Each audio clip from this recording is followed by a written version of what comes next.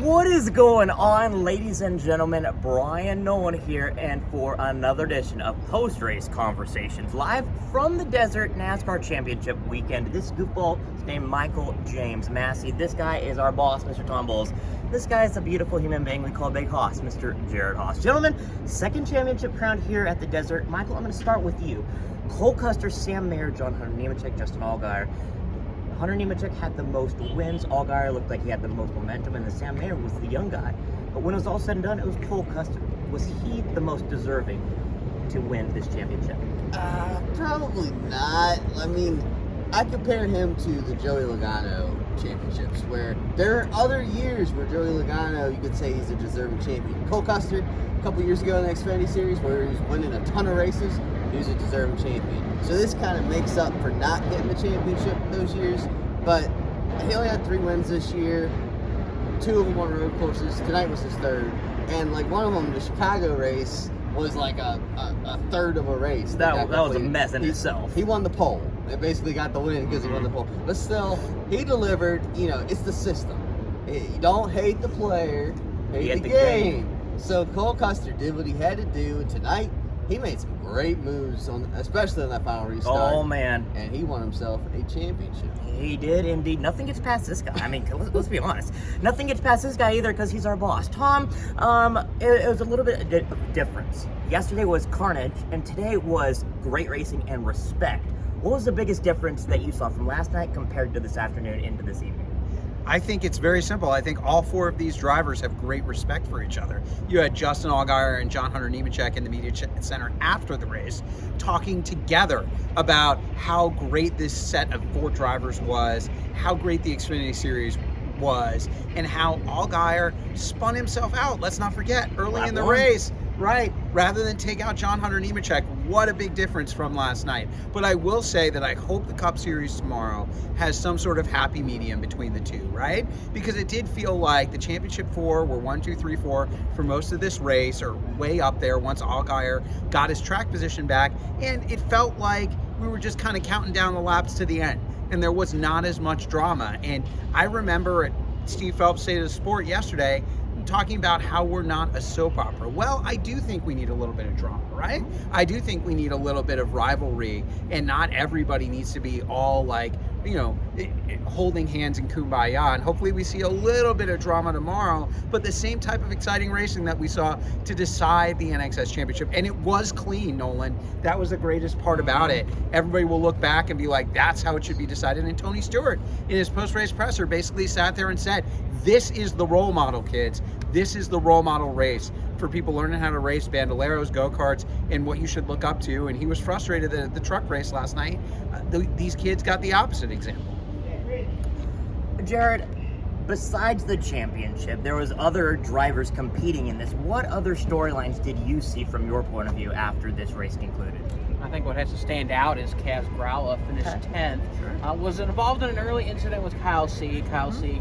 had to retire early. He felt bad for that incident there. But Kaz Gralla, a quiet top 10 finish with Sam Hunt Racing, and his future is not confirmed yet.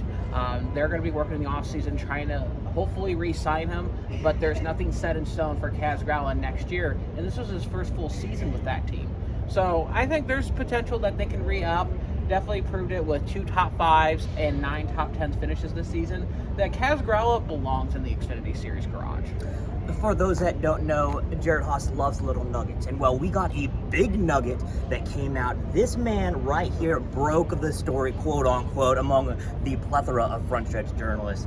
Michael Massie, we broke a huge story on Frontstretch.com. Frankie Muniz going full-time in the Xfinity Series in 2024. Well, we're not completely sure about the full-time part yet, but he is going to RSS Racing. That's the team that Ryan Sieg drives for and has made the playoffs in a couple times. So great opportunity. You know, Frankie was driving in ARCA this year. I think he exceeded a lot of people's expectations, and now he's moving up the ladder. He's, you know, I think ARCA, the way it is right now, there's only a handful of cars out there. Like, he's got to get out there with the tougher competition that the Xfinity field is, and it'll be a real test for him to see if he's got it or not. If you know, if he'll be out the front or if he'll just be a Malcolm in the middle. Oh God! Why are you like this, Jared? How will I deal with him? But I mean, in all seriousness, though, this is a big opportunity, and if it sounds like it's not going to be just this, he wants to run every different source of racing, whether it's late model stocks, trucks, ARCA, whatever.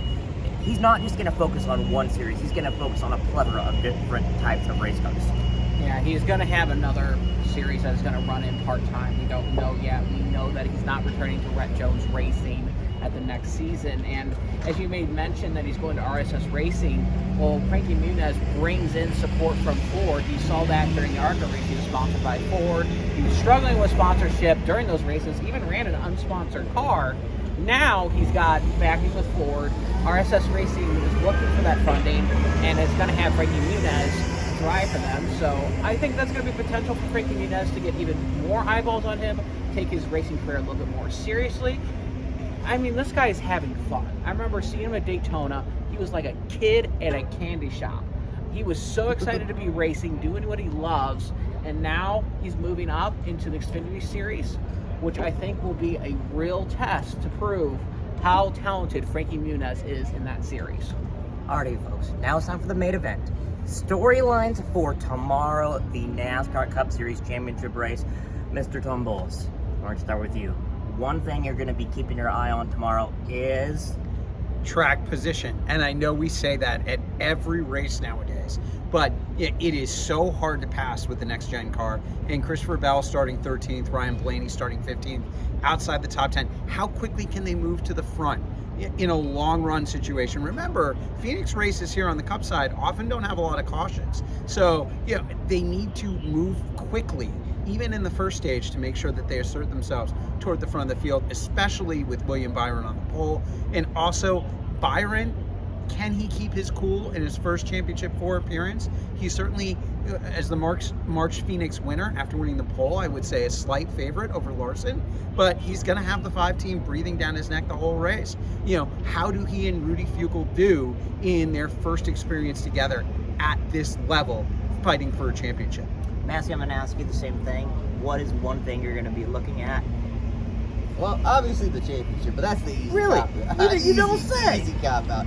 I'm going to be looking at the status of Brad Keselowski tomorrow. Good. Because Brad and his wife, Paige, they had a baby today. Let's clap it up. Boy, Let's clap it congrats. up. Yes, clap it up. Congrats, Brad and Paige. But so he wasn't here today for qualifying. Cole Custer, the Xfinity champion, qualified the car for him.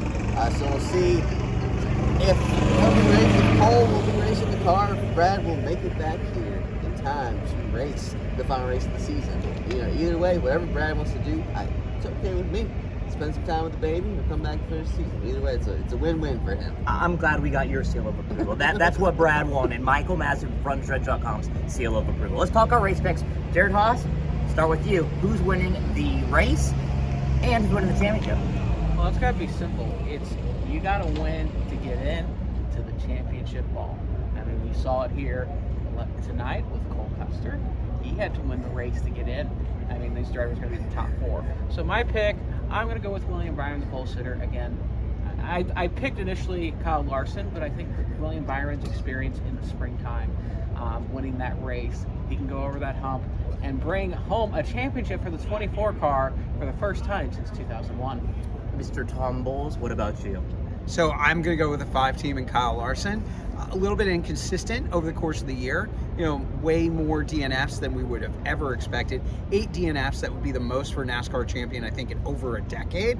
But the 5 team has really seemed to get itself together during the playoffs. As far as winning the race, we have not really seen anybody break through during this playoff format and win in the finale. It's somebody that's not in contention for the championship. But Kevin Harvick qualified the highest for any race since 2019, and this track is where he has 9 career victories. I wouldn't count out the 4 team, especially. They might throw something crazy at it with Harvick retiring after the race, so watch out for the 4 team.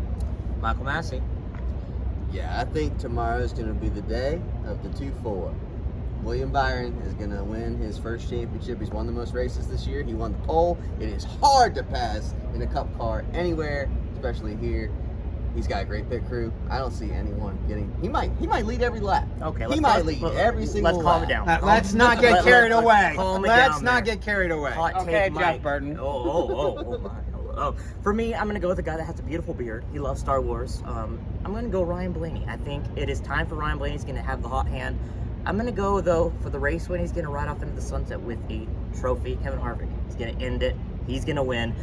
You know what else? We're going to be riding off into the sunset. All of our great content you can find at frontstretch.com, youtube.com/frontstretch. Once again, frontstretch.com. For Big Haas, Tom Bowles, Michael Massie, I'm Brian Timothy, Dale, 19 names, shout out Danny Peters, Nolan. See you tomorrow. Here's another edition of Post-Race Conversations, live from the desert. Oh, gosh. Hi, this is Steven Stumpf. Make sure to hit that subscribe button. Check out the 2 videos beside me, and for more racing content, visit frontstretch.com.